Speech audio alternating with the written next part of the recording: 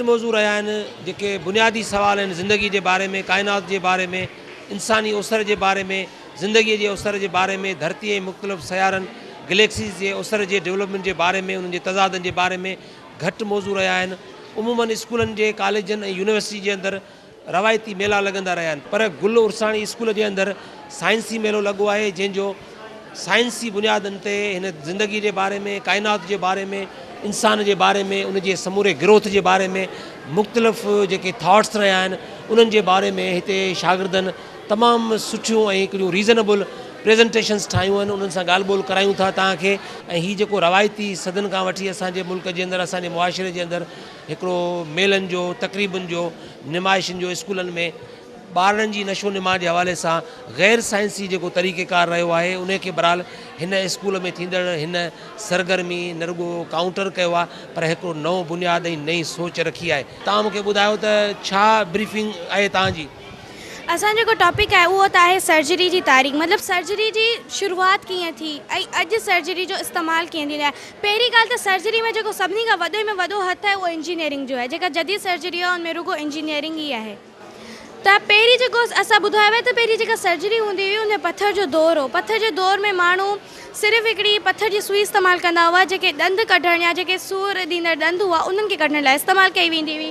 पोइ जीअं ई अगरि पोइ वरी पथर जे दौर में तरपानकारी पिणु कई वेंदी हुई। हाणे पथर जे दौर में तरपानकारी बि कई वेंदी हुई। तरपान हिकिड़े औज़ार जो नालो आहे, उहो आरी वांगुरु तेज़ जेको आहे न औज़ार हूंदो हो जंहिंजे ज़रिए खोपड़ी में सोराख़ कया वेंदा। छो त मसलन हाणे जो तव्हां तस्वीर ॾिसी रहिया आहियो खोपड़ी में सोराख़ थियल आहे त हीअ तरपान सां कयो वेंदो। ऐं इन जो रीज़न इहे तरपानकारी छो कई वेंदी, जो रीज़न इहो हूंदो त पहिरीं माण्हुनि खे लॻंदो हुओ त हिते शैताननि जो माण्हुनि ते असरु आहे, के ग़लती जी उन्हनि खे सज़ा मिली रही आहे, जंहिंजे करे उन्हनि जे अंदरि शैतान हलिया विया आहिनि। उन्हनि खे करे खोपड़ी में सोराख़ कंदा हुआ। जॾहिं माण्हू खे मथे में सूरु थींदो हुओ, मिर्गी जा दौरा पवंदा हुआ ऐं ॿियूं बीमारियूं थींदियूं त खोपड़ी में माण्हू सोराख़ कंदा हुआ ऐं चवंदा हुआ त अगरि सोराख़ कंदासीं त शैतान ॿाहिरि अची वेंदा। पथर जे दौर में ई डेवलपमेंट आई ऐं हॾियुनि जो जुड़णु पिणु शुरू कयो वियो। सम्झायो पिया मूंखे सर्जरी जी जेके ऑपरेशन्स आहिनि हिकमत जे हवाले सां, डॉक्टरी जे हवाले सां हिन वक़्तु कहिड़ियूं इम्प्रूवमेंट्स आयूं आहिनि?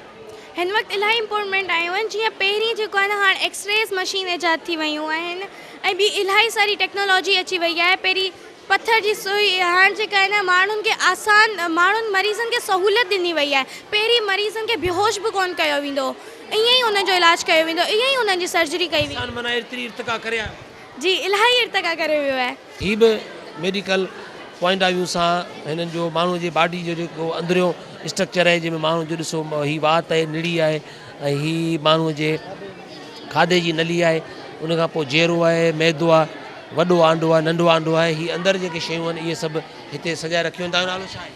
अस्सलाम वालेकुम, मुंहिंजो नालो आहे ज़ैब सुमरा, ऐं क्लास 6 जो शागिर्दु आहियां। अॼु जो प्रोजेक्ट आहे हाज़मे सरिश्तो। इंसान जिस्म में केतिरा ई सरिश्ता आहिनि, जे मिसाल तौर रत्यो सरिश्तो, तंती सरिश्तो, रत्य दौरे सरिश्तो। थ्योरीज़ आहिनि ज़िंदगी जे बारे में, एवोल्यूशन जे बारे में, इंसानी इर्तिका जे बारे में, इवन फितरत जे बारे में। उन्हनि जे हवाले सां ॾाढे सुठे तरीक़े सां, ॾाढे तरतीब सां, ॾाढे सलीक़े सां हिननि मुख़्तलिफ़ दौर न रुॻो बयानु कया आहिनि ऐं मुख़्तलिफ़ दौर ॾेखारिया आहिनि ऐं कोशिशि हिननि कई आहे त मुख़्तलिफ़ दौरनि खे मुख़्तलिफ़ कैटेगराइज़ कयो आहे, मुख़्तलिफ़ उन्हनि जी दर्जाबंदी कई आहे, मुख़्तलिफ़ हिसनि में विरायो आहे। जीअं मिसाल हिते तव्हांखे आउं ॾेखारियां, हीअ पहिरियों दौरु आहे, इन ई तरीक़े सां हीअ ॿियो दौरु हिननि ॾेखारियो आहे ऐं हीअ टियों दौरु आहे। टें दौर खां पोइ हिन वक़्तु चोथों दौरु आहे। जेका डेवलपमेंट थी आहे, जेका इर्तिका थी आहे, जेका ग्रोथ थी आहे समूरनि शयुनि जे हवाले सां, समूरे माहौल जे हवाले सां, उन जूं तस्वीरूं, उनजो सॼो माहौल हिते सजायो वियो आहे। हिते ब्रीफिंग्स ॾींदड़ स्टूडेंट मौजूदु आहिनि, उन्हनि सां ॻाल्हि ॿोल करियूं था। तव्हां मूंखे ॿुधायो, पंहिंजो नालो ॿुधायो ऐं तव्हां थोरी मूंखे ब्रीफिंग ॿुधायो त हीअ कीअं आहे सॼो। अस्सलाम वालेकुम, मुंहिंजो नालो खुशबू ज़फ़र आहे ऐं क्लास 8 जी शागिर्दियाणी आहियां। मुख़्तलिफ़ साइंसदाननि मुख़्तलिफ़ थ्योरीज़ पेश कयूं आहिनि त ज़मीन किथां आई आहे, कॾहिं खां आई आहे, उनजो वजूदु कॾहिं खां आहे। उन्हनि मां हिकु मशहूरु थ्योरी बिग बैंग थ्योरी आहे, जेका तव्हां ॾिसी सघो था। उन में इहो आहे, इहा हिकु थ्योरी जॉर्ज ल्यूमाइटर नाले साइंसदान 1927 ईस्वी में पेश कई।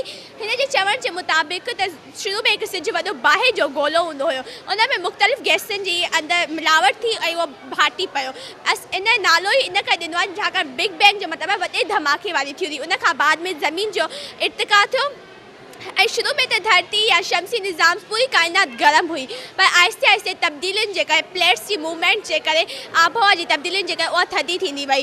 काइनात ऐं फितरत जे अंदरि जेके बि लकाव पाण ॾिसूं था, जेके महसूसु कयूं था, जिन जो एक्सपेरिमेंट कयूं था, जिन खे पाण पढ़ंदा बि अचूं था, उन्हनि खे सम्झण खां सवाइ ज़ाहिर आहे असांखे ज़िंदगीअ जे बारे में, काइनात जे बारे में, फितरत जे बारे में ऐं जेको कुझु नज़र अचे पियो हिन वक़्त ताईं, या जेको कुझु इंसानु महसूसु कयो आहे या ॾिसी सघियो आहे या एक्सप्लोर करे सघियो आहे, उनखे असां जेसि ताईं गहराई सां सम्झंदासीं न, हिकिड़े मंतकी अंदाज़ सां सम्झंदासीं न, हिकिड़े लॉजिकल ऐं हिकिड़े रीज़नेबल ऐं हिकिड़े एक्सपेरिमेंटल उन सॼे प्रोसेस मां न जेको गुज़ारींदासीं त असांखे ख़बर न पवंदी।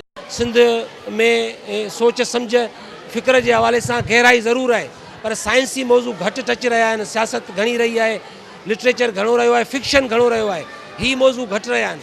साईं कीअं छा परसेप्शन आहे, पहिरीं थोरो मूंखे ॿुधायो त पोइ आउं सेकेंड क्वेश्चन कंदुसि तव्हांखे। असां त अञा हाणे न थिया आहियूं, अञा ॿारनि खां ॿुधूं पिया, सिखूं पिया त ॿार छा था चवनि। यकीनन मुंहिंजे ख़्याल में त असांजे सॼे तालीमी निज़ाम में हिकिड़ो मज़हबी पहलू आहे, काइनात जो ख़ल्क़जणु, ज़मीन जो ख़ल्क़जणु। ॿियो अॼु जी दुनिया जो जेको साइंसी पहलू आहे, साइंस में इंसान कीअं इर्तिका कई ऐं पंहिंजे इर्तिकाई मरहलनि मां कीअं गुज़रियो।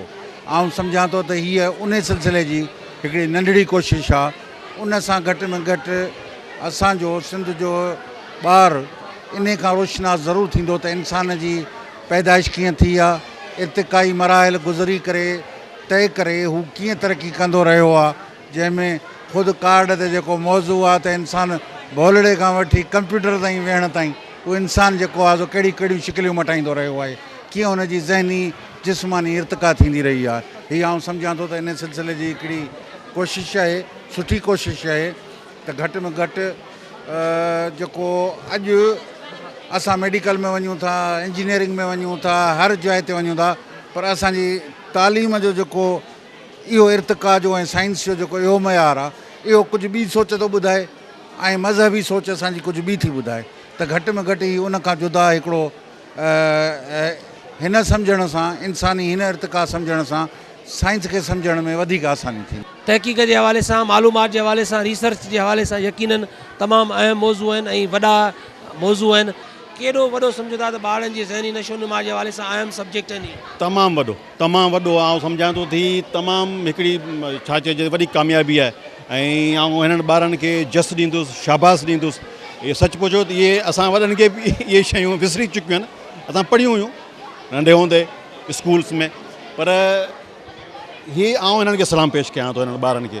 आउं तमामु घणो मुतासिर थियो आहियां। हिन माहौल जो केतिरो असरु पवंदो ऐं केतिरियूं अहम शयूं आहिनि। गदलाइण जे करे असांजे माहौल ते केतिरो ई ख़राबु असरु पवे थो। जीअं कारखाने जो केमिकल्स वग़ैरह निकिरनि था, उहे असांजे पाणी गदिलो कनि था। ज़मीनी गदलाइण आहे, जेके किचिरो गंद किचिरो उछलाए वञे थो, उन करे असांजी ज़मीन में गदली थिए थी। हर सब्जेक्ट जे हवाले सां, हर मौज़ूअ जे हवाले सां ब्रीफिंग मौजूदु आहे ऐं ॾाढी तयारी कई आहे ॿारनि, ॾाढी सुठी तयारी कई आहे।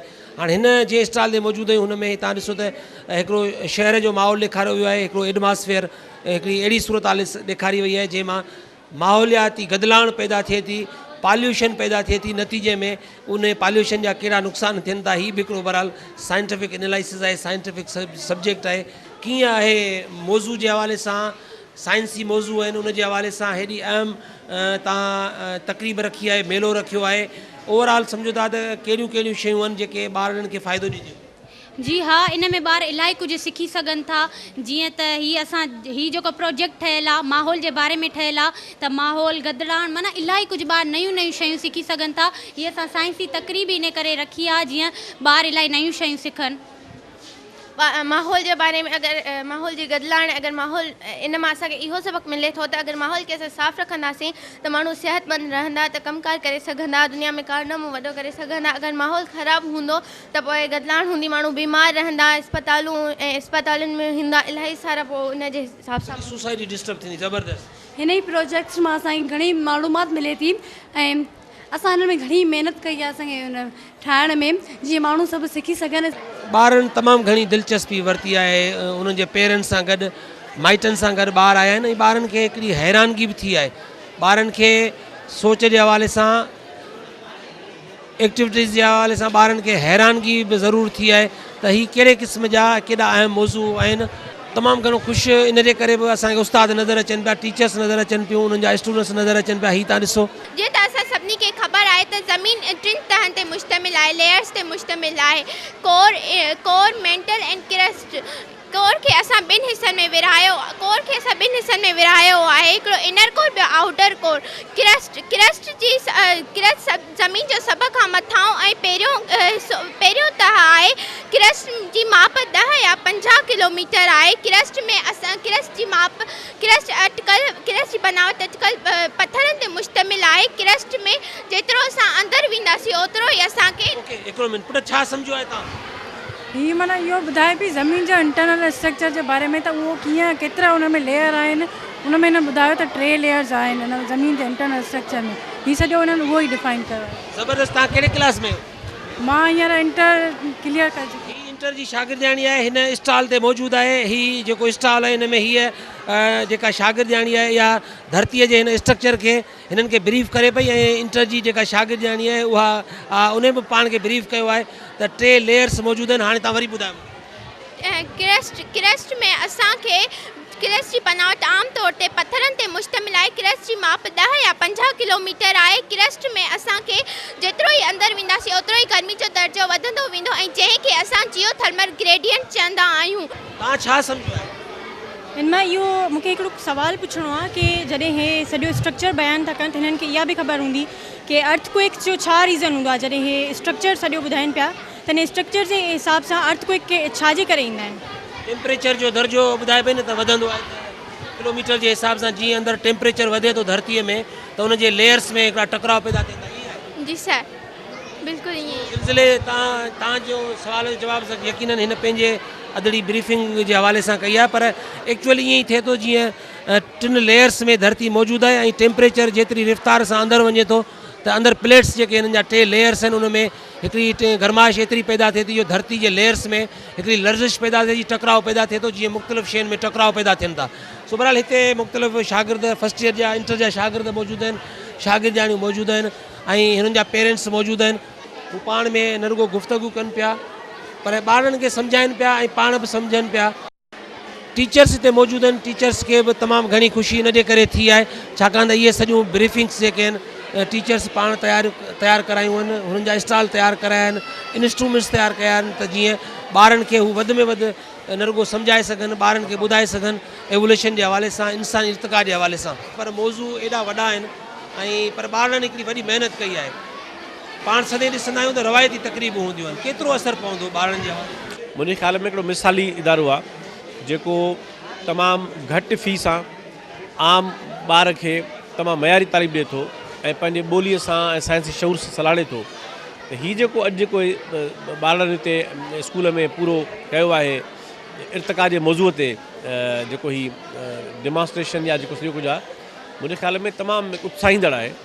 त जॾहिं असांजे वॾनि नाले वारनि स्कूलनि में इन क़िस्म जूं साइंसी सरगर्मियूं कोन थियूं थियनि त हिते ॿारनि जंहिं उत्साह सां, जंहिं इल्मियत सां, जंहिं एतमाद सां इहे पंहिंजा स्टॉल ठाहिया आहिनि, पंहिंजूं सरगर्मियूं कयूं आहिनि ऐं मुख़्तलिफ़ तारीख़ जे दौरनि खे ॾेखारियो आहे, चिटो कयो आहे, वाज़े कयो आहे ऐं जंहिं एतमाद सां सम्झायो आहे त मुंहिंजे ख़्याल में असांखे ॾाढो ख़ुशी थी आहे ऐं उत्साह मिलियो आहे। ऐं असां चाहियूं था त सॼी सिंध में अहिड़ा प्रोग्राम थियणु खपनि ऐं अहिड़ा स्कूल क़ाइमु थियणु खपनि ऐं अहिड़े क़िस्म जा माहौल ॿारनि खे मुयसरु हुअणु खपनि। इन में ई सिंध जो आईंदो आहे।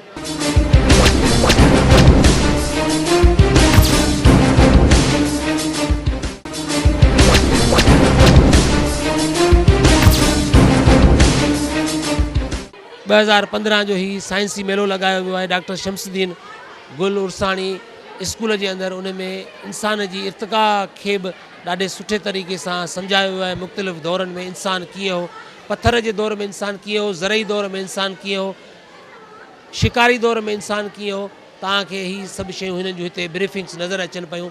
पाणीअ में जीअं हिननि जो ही तव्हां ॾिसो पिया त पाणीअ में रहंदड़ जानवरनि जो जेको वजूद में अचणु आहे उन जी ब्रीफिंग आहे त उहो केतिरा मिलियन साल हिन धरतीअ ते इन सूरत में इंसान ऐं जानदार शयूं मौजूदु हुयूं। उन खां पोइ मुख़्तलिफ़ जेके दौर आहिनि उन्हनि में हिननि ऑस्ट्रोलोपैथिक्स जो जेको दौर हो उन में इंसान जो जेको जीन्स आहे उहो कीअं हो, इंसान कहिड़ी शिकिल में मौजूदु हो, मुख़्तलिफ़ दौर मुख़्तलिफ़ एज हिननि हिते ॾाढे सुठे तरीक़े सां सम्झायूं आहिनि। होमो इरेक्टस जो दौरु आहे, उन खां पोइ होमो नेंदरथैलेंस जो दौरु आहे, होमो सेपियंस जो दौरु आहे, ऐं ईअं ई तक़रीबन क़दीम इंसान खां पोइ इंसान जो मुख़्तलिफ़ नस्लनि में विराइजणु, मुख़्तलिफ़ नस्लनि में मुंतक़िल थियणु, अॼु जे दौर जे इंसान ताईं हिननि हीउ ॾिसो त अॼु जे दौर जे इंसान जूं जेके शकिलूं आहिनि, जीअं पाण आहियूं, सॼी दुनिया जा इंसान आहिनि, हीअ जेके मॉडर्न दौर जा इंसान आहिनि, मॉडर्न दौर जा ॿार आहिनि, शागिर्द आहिनि, शागिर्दाणियूं आहिनि, हारी आहिनि, वकील आहिनि, डॉक्टर्स आहिनि, इंजीनियर आहिनि,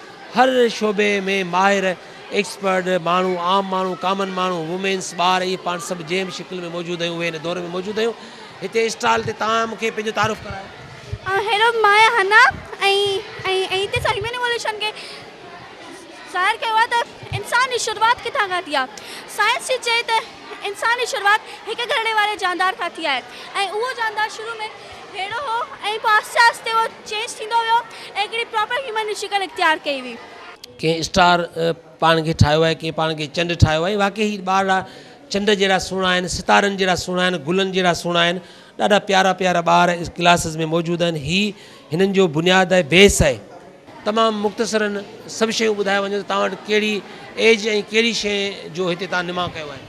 सर, असांजो जेको मौज़ू आहे उहो साइंस जो इर्तिक़ा यानी एवोल्यूशन ऑफ साइंस। असां हिन में शुरूआती जेके डार्क एजिस हुआ यानी ऊंधाईअ वारा दौर, उतां खां वठी साइंस जी वाध वेझ डेवलपमेंट ॾेखारी आहे। पहिरें सभु खां असांजो अचे थो त पथर वारो दौर। पथर वारे दौर में इंसान, पथर वारो दौर मथे वारो स्टोन एज, त इन में इंसान बिल्कुलु ऊंधाईअ में रहंदा हुआ, यानी उन्हनि खे को बि शौर न हो, पर पंहिंजी ज़रूरतुनि जॾहिं उन्हनि खे ज़रूरत थी त उन्हनि पथर जे ज़रिए औज़ार ठाहिणु शुरू कया। हिकु कॉल आहे त necessary is the mother of discovery, यानी जेका ज़रूरत आहे उहा ई दरियाफ़्त जी माउ आहे। हा, पोइ उन ई दौर में बहा जी दरियाफ़्त थी, जेके इंसाननि रोशनी, गर्मी ऐं खाधो पचाइण लाइ इस्तेमालु कयो।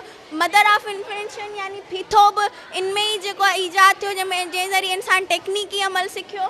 पोइ आहे ब्रॉन्ज़ एज, कांसीअ जो दौर, यानी इंसान जेको मैदनी ॿ हूंदा टिन ऐं टामे ॿिन्हिनि खे मिक्सचर करे मिलाए करे एलॉइड ठाहे हिकिड़ो भंगार ठाहींदा। पोइ उन मां बि उन्हनि काफ़ी शयूं ठाहियूं, पर इहो किथे हुयो, कॾहिं को दौर आहे उहो ख़बर न आहे।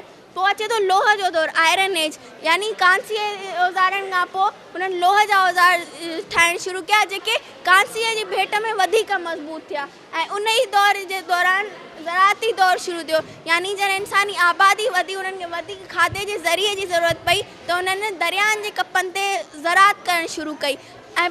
ऐं पोइ आहे हथरादू, हथ जे हुनर ऐं हथरादू कलनि जो दौरु। कलर माना मशीनूं, यानी हथ जो अंदरि तोरियूं, तॾा ऐं दॿकियूं जेके अॼुकल्ह शयूं ठहंदियूं आहिनि। पोइ पहिरें इंसानु ज़मीन ते सुम्हंदो, पोइ जॾहिं उन्हनि घरेलू ज़िंदगी शुरू कई, जॾहिं उन्हनि घरेलू ज़िंदगी बसर करणु शुरू कई, त पोइ घरेलू सामान बि खपिया, फर्नीचर वग़ैरह ऐं मशीनूं बि ठाहिनि, जीअं आॾाणा थींदा आहिनि, अन्न पीअण जूं मशीनूं। ऐं पोइ अचे थो इंडस्ट्रियल दौरु, इंडस्ट्रियल एज, यानी सनती इनकलाब आयो। इहो अचे थो 1760 खां 1820 1840 ताईं। हाणे जेको आहे सनती शयूं वठणु आम आहे, कॉमन आहे, असांखे का शइ वधीक नई नथी लॻे। तंहिं दौर में हुननि जे लाइ हिकु नवाड़ पैदा थी वई, हिकु तूफ़ान अची वियो ॼण त माना जेके शयूं ॾींहं लॻाईंदियूं घर में तयारु थियण में, हाणे इहो 2 मिंटनि में बाज़ार मां ख़रीद करणु लॻा। हाँ, पोइ वरी अचे थो मालूमाती दौरु, यानी डिजिटल एज, इंफॉर्मेशन एज या कंप्यूटर एज। पोपटनि जी ज़िंदगीअ जा मुख़्तलिफ़ मरहला ॾेखारिया विया आहिनि, पोपटनि जूं सुहिणियूं सुहिणियूं तस्वीरूं ते सजाए वियूं आहिनि, ऐं ॿार बि वाक़ई पोपटनि जहिड़ा सुहिणा सुहिणा हिते मौजूदु आहिनि। जिन जेके पाण पोपट लॻी रहिया आहिनि उन्हनि खां पुछूं था त नालो छा आहे तव्हांजो? परिसा। हीउ छा आहे? पोपट। पोपट कहिड़ा कहिड़ा पोपट आहिनि ॿुधायो? मुंहिंजो मादी पोपट आहे, उहो रंगारंगी ऐं ख़ूबसूरत थींदो आहे ऐं ॿूटनि में रहंदो आहे। मुंहिंजी ज़िंदगी जा 4 मरहला आहिनि। पहिरीं पननि जे मथां आना थो ॾे, आनो पटी कीड़ो थो निकिरे, कीड़े खे लारवा चइबो आहे। लारवा पन खाई प्यूपा में बदिलजे, प्यूपा वरी पोपट थो ठहे, वरी वॾो थी आना थो ॾे। Very good very good very good. तव्हां ॾिसो त बहरहाल हीअ आहे मक़सदात आहे, असुल जेका नॉलेज आहे ऐं माण्हूअ जी सोच आहे। हिन एज में हीअ वाक़ई पोपटनि जहिड़ी नंढड़ी आहे, ऐं तव्हां ॾिसो त हुन जेको पोपटनि जो ही ठाहियो आहे, कार्नर ठाहियो आहे, उन में उनजी ब्रीफिंग केॾी ज़बरदस्त आहे। चवे थी त 4 क़िस्म आहिनि पोपटनि जा ऐं 4 ई क़िस्म हुन ॾाढे सुठे तरीक़े सां ॿुधाया आहिनि। हीअ छा ठाहियो अथव? मुंहिंजो राणी बाग। राणी बाग ठाहियो अथव। राणी बाग में छा छा आहे ॿुधायो? चीतो, शेर। चीतो किथे आहे? चीतो किथे आहे? चीतो इहो चीतो आहे। शेर किथे आहे? अच्छा ज़बरदस्त। ॿियो छा आहे? ॿिया बगड़। अच्छा ज़बरदस्त ज़बरदस्त। हीअ ॾिसो त बिलावल हिन राणी बाग ठाहियो आहे ऐं नंढा नंढा ॿार मौजूदु आहिनि। ज़बरदस्त। तव्हां नालो ॿुधायो? मां रिता आहियां।